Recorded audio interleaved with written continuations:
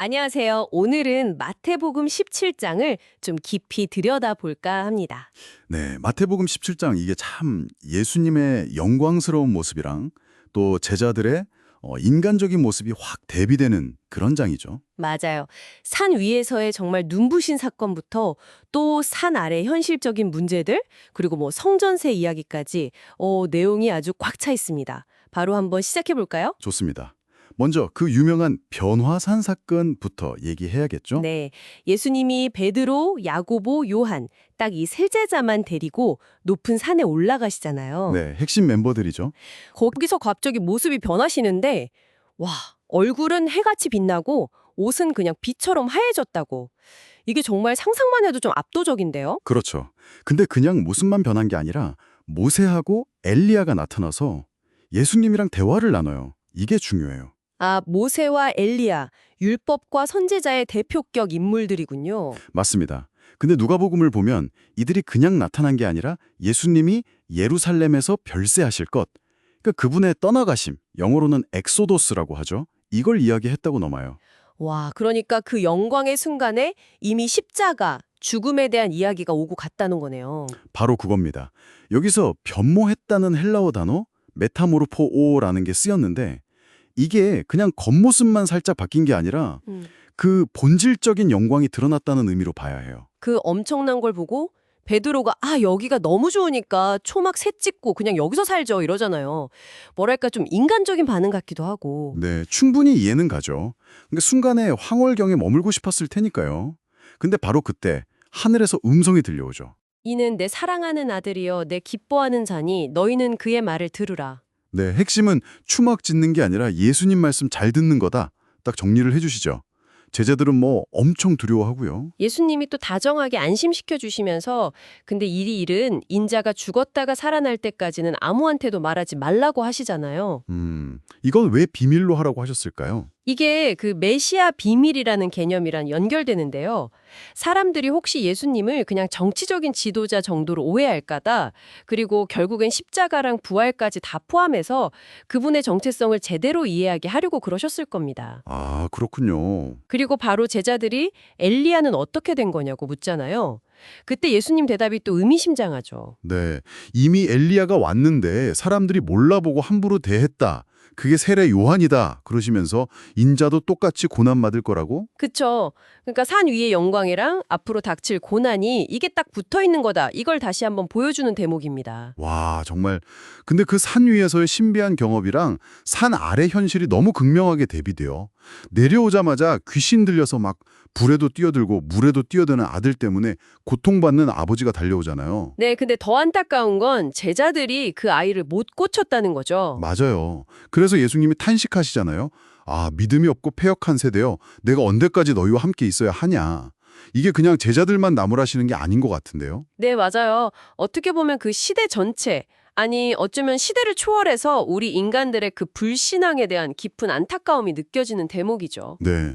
그리고 아이는 바로 고쳐주시고요. 제자들이 좀 머쓱했겠어요. 조용히 와서 저희는 왜 못 쫓아냈죠? 하고 묻잖아요. 그때 예수님 진단이 아주 날카롭죠. 너의 믿음이 작아서 그렇다. 네, 그러면서 그 유명한 비유, 겨자씨 하늘만한 믿음만 있어도 이 산을 들어서 저기로 옮기라고 하면 옮겨질 거라고. 우와, 이게 그냥 긍정적으로 생각하자 이런 차원은 아니겠죠? 그럼요. 여기서 믿음이라는 건 난 할 수 있다. 이런 자기 확신이나 긍정 마인드가 아니라 하나님의 능력, 그분의 주권에 대한 완전한 신뢰와 의탁을 말하는 겁니다. 아, 믿음의 크기 자체보다 그 대상이신 하나님이 중요하다는 거군요. 그렇죠. 그래서 아주 작은 믿음이라도 하나님을 향한 거라면 불가능해 보이는 일도 가능하다는 그런 역설적인 진리를 보여주는 거죠. 어떤 사본에는 기도와 금식 외에는 이런 유가 나가지 않는다는 말씀이 덧붙여져 있기도 하고요. 이게 참 우리에게도 생각할 거리를 던져주는 것 같아요. 문제만 크게 보고 정작 믿음의 능력을 우리가 제약하고 있는 건 아닌지. 네, 곱씹어볼 부분입니다. 근데 또 숨 돌릴 틈도 없이 갈릴리에서 다시 한번 당신이 죽임당하고 사흘 만에 살아날 거라고 예고하세요. 제자들은 이걸 듣고 심히 근심했다고 나오네요. 방금 변화산에서 그 영광을 봤는데도요. 그렇죠.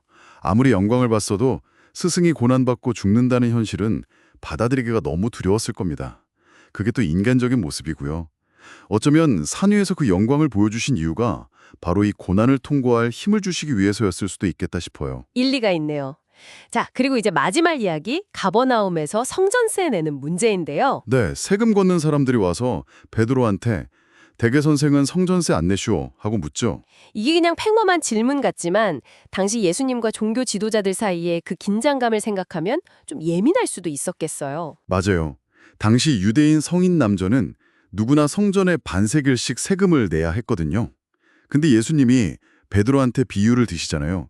세삼 임금들이 자녀한테는 세금 안 받고 다른 사람들한테 받지 않냐고. 아, 그러면서 하나님의 아들인 나는 사실 성전세 낼 의무가 없다. 이걸 넌지시 보여주시는 거군요. 그렇죠.